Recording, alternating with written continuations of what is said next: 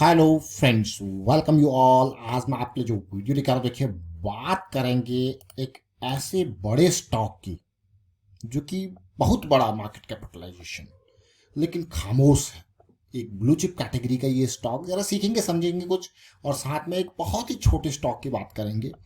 दोनों को समझेंगे और काफ़ी कुछ चीज़ें सीखने को मिलेंगी। और आगे बढ़ने से पहले मैं आपको बता दूं, अगर आपने अब तक चैनल को सब्सक्राइब नहीं किया तो जल्दी से सब्सक्राइब कर लें, बेल आइकन को प्रेस कर लें, जिससे आपको नोटिफिकेशन आती रहेगी। और प्राइस एक्शन सीखने के लिए आप ज्वाइन कर सकते हो मेंबरशिप ज्वाइन बटन पर क्लिक करके। प्राइस एक्शन की सीरीज आपके लिए रेडी है, आप इसे देखें समझें। बहुत इंपॉर्टेंट ये सीरीज है लर्निंग के लिए, मैं कहूँगा बहुत इंपॉर्टेंट। लेकिन काम तब होगा जब प्रैक्टिस करोगे, ये सच्चाई है। थोड़ा सा कड़वी जरूर है लेकिन ये सच्चाई है। अंडरस्टैंडिंग तभी मिलेगी जब प्रैक्टिस होगी। प्रैक्टिस कैसे? बिल्कुल चार्ट्स में देख देख के एक एक स्टॉक समझना है, बड़े टाइम फ्रेम छोटे टाइम फ्रेम को रिलेट करके समझना है, तब जाके।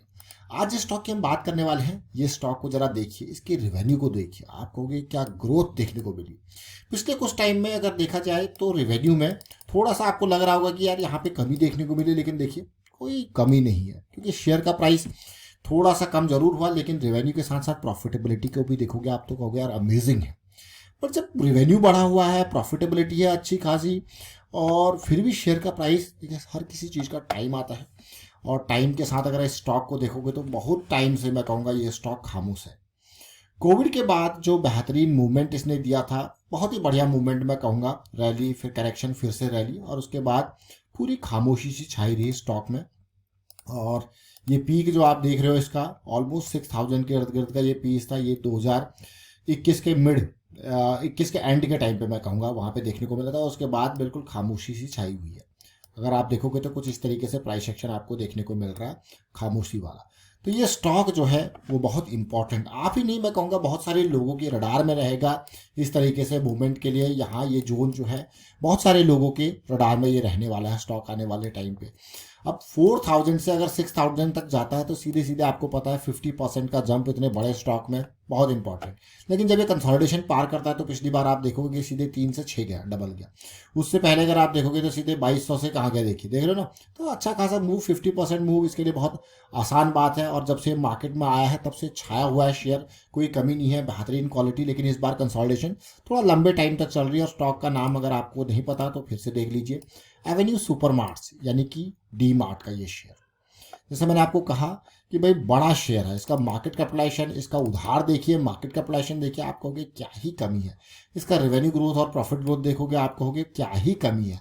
लेकिन शेयर का प्राइस जो है वो यहाँ पे जो कंसोलिडेशन देखने को मिलती है, स्टॉक को फिलहाल लाइमलाइट से दूर कर देता है, क्योंकि कोई बड़ी अप्रिशिएशन शेयर के प्राइस में पिछले कुछ टाइम में देखने को मिली नहीं है, जिसकी वजह से अभी ये जो है मीडिया की नज़रों से बाहर हो गया। लेकिन जैसे ही कुछ टाइम में अगर ये चीज़ें पार होती हैं, यहाँ पे एक बड़ा मूवमेंट आएगा, तब ये मीडिया की नज़रों में आएगा। कब आएगा मीडिया की नज़रों में? इन लेवल्स पे। देखो इस पार्ट को, तो जब ये भागना शुरू कर देगा, 15-20-25% भाग जाएगा, तो ये मीडिया की नज़रों में आएगा। तो इसलिए हमेशा स्टॉक्स को थोड़ा समझ के रडार में जरूर रखना चाहिए कि किस तरीके की सिचुएशन है, किस तरीके का वो प्राइस एक्शन दे रहा है। तो उसके बाद जो अपॉर्चुनिटी को, आपको ये नहीं कि वो मीडिया की नज़रों में आ गए तब आप अपॉर्चुनिटी की तरफ जा रहे हो। तो ये डी मार्ट का शेयर है, इसी कारणवश ये रडार में हमारी भी है। और फिलहाल मैं आपको इसके डेली टाइम फ्रेम पे दिखाता हूँ। एक साइकिल जरूर है 200 SMA, बहुत ही स्ट्रॉन्ग सपोर्ट का काम कर रहा है। बीरिश साइकिल स्टार्ट हुई थी, बुलिश साइकिल में अभी हम यहाँ पे अवेलेबल है। तो लो रिस्क की अपॉर्चुनिटी और आपको देखने को मिल रही है। तो एक स्टॉक था जिसकी हमने चर्चा करी, डी मार्ट, जो कि बड़ा स्टॉक था। एक और स्टॉक की चर्चा करेंगे जो कि बहुत ही छोटा स्टॉक है। इसका नाम जरा देखिए, इसका काम जरा देखिए। ये स्टॉक है आत्मज हेल्थ केयर लिमिटेड, हॉस्पिटल वाला स्टॉक है। और बहुत ही माइक्रो कैप, कहाँ देखिए 2 लाख करोड़ के पार, और कहाँ देखिए 100 करोड़ से भी कम का मार्केट कैपिटलाइजेशन। कहाँ पी रेशियो डीमार्ट की, कहाँ इसकी पी रेशियो। लेकिन अगर आप इसके नंबर्स को देखो, 4, 15, 20, 23, देखिए जो छोटे छोटे स्टॉक्स होते हैं ना माइक्रो कैप कैटेगरी के ऑन एंड ऑल, तो यहाँ पे आप बड़ा नहीं मैं कहूँगा, छोटा छोटा निवेश जो कि आपको मैं ऐसा लगता है कि हाँ कंपनी प्रॉफिट दे रही है। ऐसा नहीं कि पेटीएम जैसी कंपनी जो बिल्कुल लॉस ही दे रही थी। अब यहाँ पे आप देखिए धीरे धीरे करके कंपनी ने चीज़ें बढ़ाई, मैं कहूँगा इस हॉस्पिटल ने, इस हेल्थ केयर सेगमेंट का जो कंपनी है देखिए, और प्रॉफिटेबिलिटी भी दिखा रहा है। कितनी खूबसूरत बात है ना। अब कई बार ऐसा होता है कि कंपनी को आईपीओ लाना होता है ना, तब ये चीज़ें नंबर्स आपको देखने को मिलते हैं। लेकिन जब आईपीओ आता है तो फिर प्राइस भागता है या किस तरीके से। लेकिन अगर मैं इसका भी रिसेंट जब आईपीओ आया था, पिछले साल आया था आईपीओ, तो उस टाइम पे इसका प्राइस रखा गया था 60 रुपये के आसपास, और फिर ये खुला 56 पे। और आज की डेट में जो इसका प्राइस है वो इतने बढ़िया नंबर दिखाने के बाद भी जो इसका प्राइस है वो आप देखिए वो है 39।